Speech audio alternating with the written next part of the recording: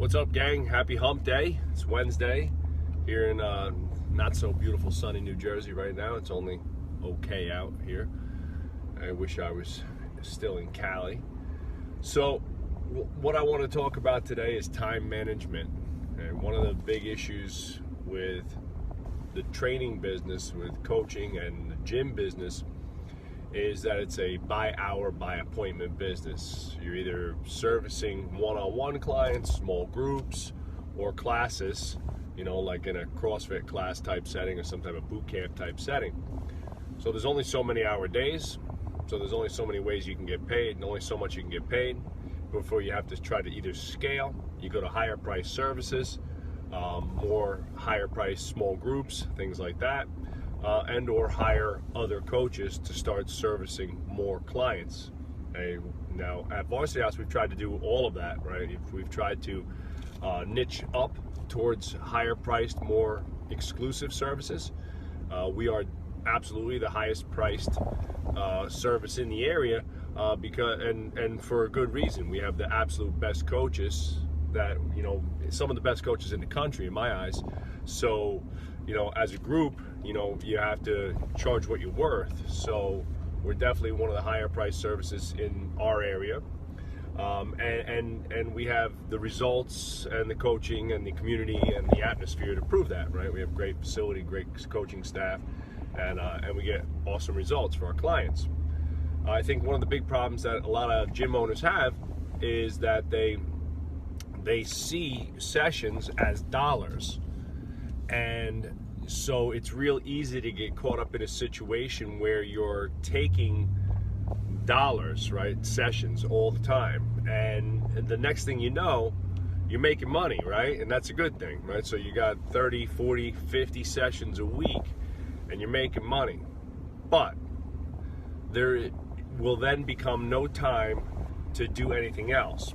And real scale and real business success comes from structure, right? And the ability to delegate work, allow other people to elevate that work to another level that you couldn't because you were doing too many things, and setting up systems that run the gym, and at least all the little things, right? So whatever, when you onboard a client, when you have to renew a membership, when a new client wants to enroll in a nutritional service, what is the process that they go through to for them to move to one service to another, change your program, change your membership, how does it look like when you onboard a new client? All those little things have to be written out, put in a binder, taught and conversed with amongst your staff, right? So that you can lay out the system for everybody. You have to practice it.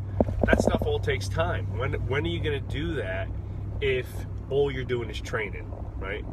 So you have to wind up thinking at some point that your time as the owner / manager is more valuable doing things that are going to have a greater return. That might not be as easy to see. Hey, if I take these 5 sessions, that's $500. Boom, right? There's cash. But if I take the time to rewrite our entire onboard process, that might mean $500,000 in the next 10 years, right? So when you think about now, you're thinking small. When you're thinking about take that session now, you're thinking small, right? When you're thinking about how do I structure, how do I scale, how do I create accountability, leadership, like we talked about yesterday, how do I get other people to do what I do, right? Do what my partner Dan does, do what Big Mike does. Well, that's by having a lot of time in teaching them, educating them, reviewing it, structuring it, writing it out, and all that stuff takes a lot of time. So time is always the biggest, race for man. We're always battling time. It's nonstop. From the moment we wake up to the moment we get to bed, we go to bed, there's just not enough time. So structuring yourself, structuring your time is critical. Example, today is Wednesday. Today's my creative day. I do not take any sessions in the morning. I have a team coming in today at 11, so I'm heading in now. I'll be in my office working by 8 a.m. and I will work straight through to about 10:30. Take a little break, get something to eat, I have a team that's coming in to train. I'll train from 11 to about 12:30, and then I have a meeting, and then I have the rest of the day to finish up whatever creative processes I started and get my work done. Every hour is kind of scheduled out. I have a list of 3 things that I have to get done today on the creative side. I have to write some email copy. I have to rewrite some website copy for our new website, okay? And I have to start the outline for our next podcast. So those 3 things are going to get done today. And then I have a small to-do list of important detail work that I have to double check on later in the afternoon. But by structuring my day and by, in a sense, blocking off the time way ahead of time, every Wednesday is my creative day. It took weeks and months to get it to a point where I stopped taking sessions, I stopped taking meetings, I stopped doing things, and that time is sacred now. Now I get in, I try to get 3 hours of, really hardcore creative work done in the morning on Wednesdays, usually Mondays and Wednesdays. And, that's become like my sacred time. I try to book, I close my door, I put my headphones on, and it's work, right? Do not disturb. So by doing that, it's allowed me to take certain areas of the business to another level, right? So like, yes, I could go down on the floor and service a team or a couple private training sessions and make, a few $100 for sure for the company. But I can write some really great email copy for the Business of Strength. I can write some really great programs. I can redesign our website, right? And all of those things combined are going to lead to a far greater return than let's say I did 10 weeks and I made $500 a week, right? So that's $5,000 that I would have made. Don't you think that the things that I'm working on and that the return on investment is going to far outweigh the $5,000? Of course it is. It's going to more than 10 times that. So you have to look at the long term. You have to look at the big picture, and you have to look down the road a little bit as to what you think is going to be the best avenue for you to have the most impact, not only in your gym and in your business, actually making money, but on the people you want to serve, right? I can service a lot more people by putting my message out to the world and helping people all over the world, as opposed to just focusing on 1 or 2 people here in the gym, right? We're lucky enough that we have a system set up where I have other coaches, I have other people that can do those things at a very high level, and it doesn't just have to be me anymore, right? So it's not like people are walking into the gym and saying, I only got to train with Joe.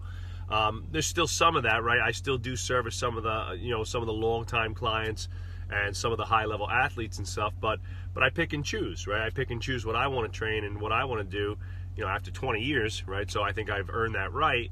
And now it's, about moving the business forward and helping the other components, helping the other coaches and employees get to a whole new level that I wouldn't have otherwise, or they wouldn't have otherwise been able to get to as fast, because we're all just too busy doing, a whole bunch of stuff, right? So, training is the business, servicing clients is the business, but you have to pay yourself first, and in both ways, both financially and with time. Do not overcommit.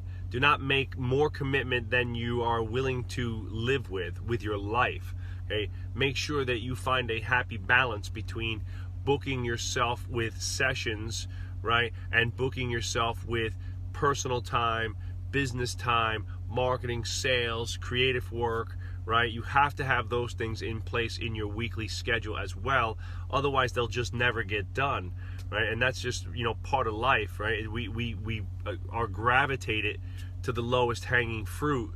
So I do it every day. I still find myself like, Brad, there's a couple things, I got to write this email, but let me just check the bank account. Let me do the books. Let me go downstairs and, hobnob. It's, you gravitate towards things that are easier, that are quicker, that are simple. And it's like, hey, I could take 3 sessions, or I could lock myself in the office for 3 hours and write a whole bunch of email copy.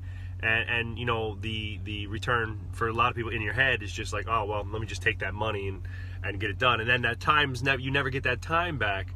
And now you